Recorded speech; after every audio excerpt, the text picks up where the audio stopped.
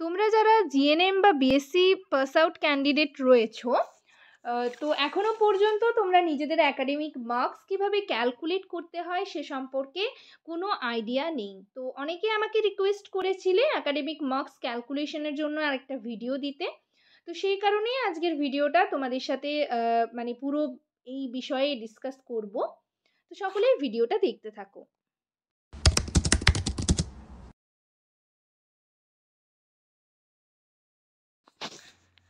Hello সবাইকে, journey of an arts চ্যানেলে তোমাদের আবারও ওয়েলকাম জানাই। তো আজকে আমি আরেকটা রিকোয়েস্টেড টপিক নিয়ে তোমাদের সাথে ডিসকাস করব। তার আগে তোমাদেরকে বলে রাখি, যারা আমার চ্যানেলে নতুন এসছো, প্রথমবার আমার ভিডিও দেখছো, তাদের যদি ভিডিওটা ভালো লেগে থাকে এবং ইনফরমেটিভ বলে মনে হয়, তাহলে অবশ্যই ভিডিওটাতে লাইক এবং শেয়ার করবে। চ্যানেলটিকে অবশ্যই সাবস্ক্রাইব করে রাখবে নার্সিং রিলেটেড নতুন নতুন আপডেট এবং অথেন্টিক সব ইনফরমেশন পাওয়ার জন্য। আশা করি ভিডিওটা সকলেই শুরু থেকে শেষ পর্যন্ত দেখবে, কেউ স্কিপ করবে না। তো চলো দেরি না করে ভিডিওটা শুরু করা যাক।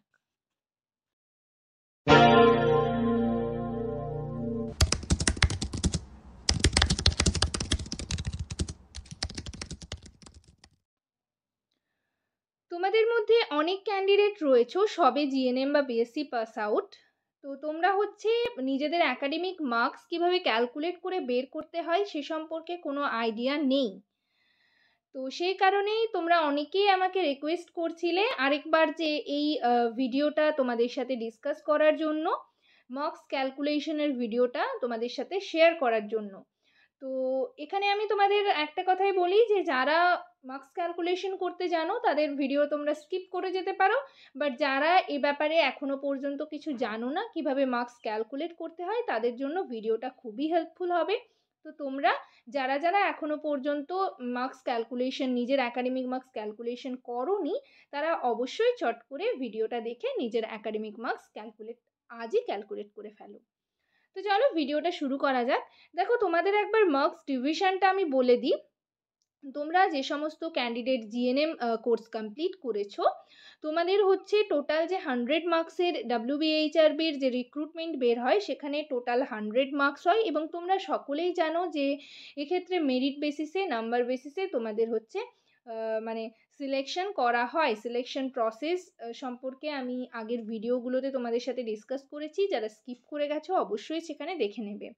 তো দেখো, জিএনএম ক্যান্ডিডেটদের জন্য মাধ্যমিকে রয়েছে 10 নাম্বার, এইচএসে রয়েছে 25, জিএনএম 3 ইয়ার্স কমপ্লিট যারা করেছো তাদের সেই মার্কসে রয়েছে 35, আর এক্সপিরিয়েন্সে রয়েছে 10। তো এই 10 নাম্বার তোমরা এক্সপিরিয়েন্সে কিভাবে পাবে সেটা আমি আগের ভিডিওতে তোমাদের সাথে ডিসকাস করেছি। এই ভিডিওটার নিচে ডেসক্রিপশন বক্সে লিংক দিয়ে দেব। তোমরা যারা এখনো পর্যন্ত এক্সপিরিয়েন্স নাম্বার কাউন্ট করতে জানো না, তারা অবশ্যই নিচের লিংকে ক্লিক করে ভিডিওটা দেখে নেবে। ডিপ্লোমাতে রয়েছে 5। তো এই ডিপ্লোমা বিষয়ে অনেকেরই অনেক কনফিউশন রয়েছে। তোমরা কমেন্ট সেকশনে আমাকে কমেন্ট করে জানাবে তোমরা ডিপ্লোমার রিলেটেড ভিডিও চাও কি না, তাহলে আমি নেক্সট ভিডিওতে ডিপ্লোমার রিলেটেড ভিডিও তোমাদের সাথে শেয়ার করব যে এই ডিপ্লোমাতে যে 5 মার্কস রয়েছে কিভাবে তুমি 5 মার্কস পাবে, ডিপ্লোমা কোর্স তুমি কিভাবে করবে সেটা নেক্সট ভিডিওতে ডিসকাস করব। তার আগে তোমরা কমেন্ট সেকশনে অবশ্যই কমেন্ট করবে।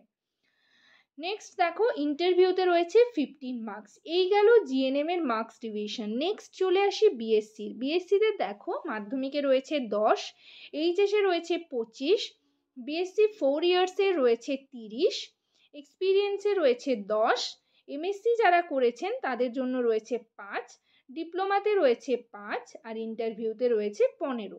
তো এই গেল মার্কস ডিভিশন। জিএনএম আর বিএসসি প্রায় সেম, একটু খালি ডিফারেন্স রয়েছে, ঠিক আছে। নেক্সট, তোমরা অনেকেই আমাকে পার্সোনালি মেসেজ করছিলে যে দিদি কিভাবে নিজেদের একাডেমিক মার্কস ক্যালকুলেট করবে সেই বিষয়ে অনেক কনফিউশন রয়েছে। তাই তোমরা যারা এখনো পর্যন্ত নিজের একাডেমিক মার্কস ক্যালকুলেট করোনি, তারা অবশ্যই ভিডিওটা দেখে নিজের একাডেমিক মার্কস ক্যালকুলেট করে রাখো, যাতে হচ্ছে তোমাদের একটা আইডিয়া থাকে যে ইন্টারভিউতে কত মার্কস তুললে তোমাদের নিজেদের নাম হচ্ছে প্যানেল লিস্টে দেখতে পাবে। তো এখানে দেখো, প্রথমে মাধ্যমিকে আমি তোমাদের বললাম যে 10 নাম্বার রয়েছে। তাহলে ধরো কিভাবে তুমি ক্যালকুলেট করবে, তোমার মাধ্যমিকের নাম্বারটা তুমি চট করে দেখে নাও কত পার্সেন্টেজ রয়েছে। সাপোজ ধরো তোমার নাম্বার রয়েছে 80%, ঠিক আছে? তাহলে তুমি সেই নাম্বারটা এখানে দিলে 80% ইন্টু 10। যেহেতু তোমার মাধ্যমিকে রয়েছে 10 নাম্বার, তাহলে সে ইন্টু 10 ডিভাইডেড বাই 100, তাহলে তোমার যে নাম্বারটা হচ্ছে সেটা হচ্ছে তোমার মাধ্যমিকের নাম্বার। এখানে হচ্ছে 8। তুমি তোমার যত পার্সেন্টেজ রয়েছে, যদি 90 থাকে, যদি 85 থাকে, যদি 70 থাকে, 78 থাকে, তাহলে সেই নাম্বারটা তুমি বসাবে ইন্টু 10 ডিভাইডেড বাই 100। এটা বের করে তোমার যে নাম্বারটা হবে সেটাই কিন্তু তোমার মাধ্যমিকের নাম্বার। নেক্সট হচ্ছে এইচএস। এইচএসে তোমার নাম্বারটা তুমি দেখে নাও, পার্সেন্টেজটা যে কত পার্সেন্টেজ রয়েছে, তাহলে সেই পার্সেন্টেজটা তুমি পুট করবে। এখানে আমি সাপোজ 80 দেখিয়েছি, 80 ইন্টু, যেহেতু এইচএসে 25 রয়েছে, তাহলে তুমি 80 ইন্টু 25 ডিভাইডেড বাই 100 কত হচ্ছে ইজ ইকুয়াল টু 20। তুমি তোমার নিজের এইচএসের মার্কসটা দেখো, সেটা এখানে পুট করো। পুট করার পর হচ্ছে যেহেতু এইচএসে 25 রয়েছে, ডিভাইডেড বাই 100 করে তোমার যে মার্কসটা হচ্ছে সেটাই হচ্ছে তোমার এইচএসের মার্কস। সেমভাবে তোমরা যারা জিএনএম করেছো, জিএনএম এর হচ্ছে তোমাদের আগেই বললাম যে 35 রয়েছে, তাহলে জিএনএম এর পুরো 3টে ইয়ারের, এখানে তোমাদের কনফিউশন থাকে যে 3টে ইয়ারের করতে হবে নাকি একটা একটা করে করতে হবে। দেখো এখানে 3টে ইয়ারের তোমরা পার্সেন্টেজটা বার করবে, পার্সেন্টেজ বের করার পর যে পার্সেন্টেজটা হচ্ছে সেটা এখানে পুট করবে ইন্টু 35 ডিভাইডেড বাই 100। এখানে আমি 70% দেখিয়েছি, সেই কারণে ইজ ইকুয়াল টু 24.5 হয়েছে।